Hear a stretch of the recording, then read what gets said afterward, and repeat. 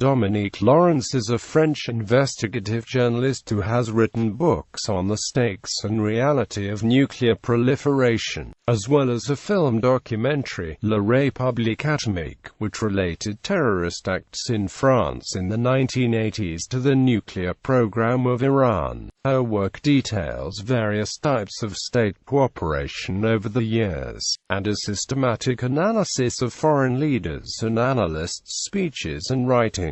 She mainly analyzes open sources in order to put facts in perspective and retrace the thread of the history of nuclear proliferation. Lorentz demonstrates that proliferation is not mainly the work of isolated individuals, but is an explicit result of the geopolitical strategy of various governments. She shows that after World War II, when the United States considered it too dangerous to directly help other countries in developing nuclear technology, it charged France with the job.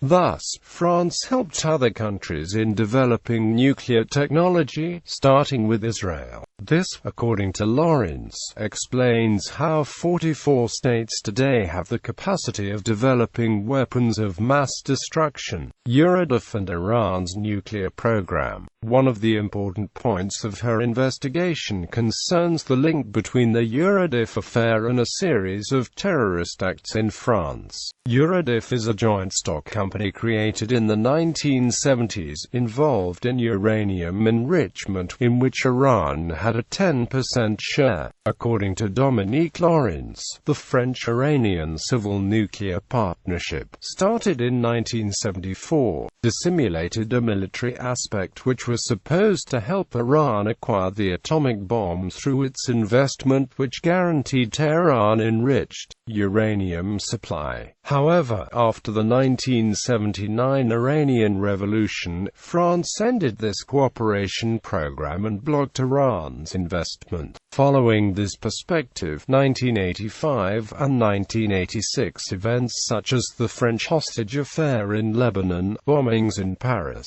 the November 17, 1986 assassination of Georges Bessy and the February 1987 death of Michel Barwan, president of the GMF in a plane crash, were all allegedly part of a terrorist Iranian campaign to blackmail France in order to recover its debt from the Eurodif's investment. The first French payment back to Iran of $330 million was done on the same day that Georges Bessy was murdered, and the second one on December 1987, after Michel Barwan's death.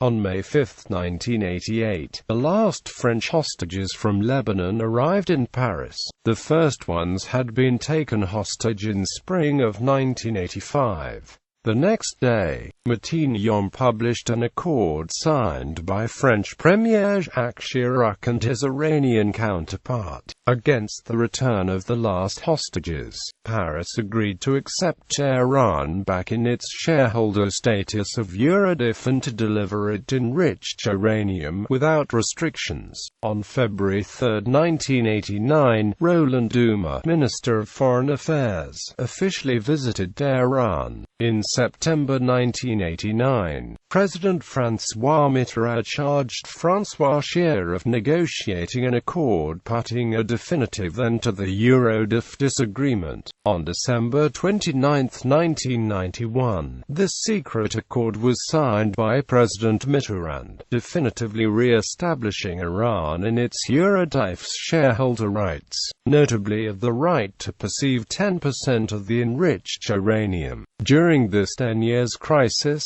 Iran acquired various nuclear installations from states such as Germany, Argentina, China or Pakistan. On January 8, 1995, Russia signed a nuclear cooperation treaty with Iran, concerning in particular the Bushehr nuclear power facility. 2 years later, France signed an accord to deliver enriched uranium to Russia, while the Russian cooperation with Iran was being enforced. Bibliography. Unger ISBN 2-912485-002. Affairs Atomiques ISBN 2-912485-22-3. Secret Atomique ISBN 2-912485-41-X. Film documentary. Lorentz, Dominique and Carl Brown, David. La République Atomique. Diffused on November 14, 2001 on Art TV. About Iran's blackmail to Paris in the 1980s. Online.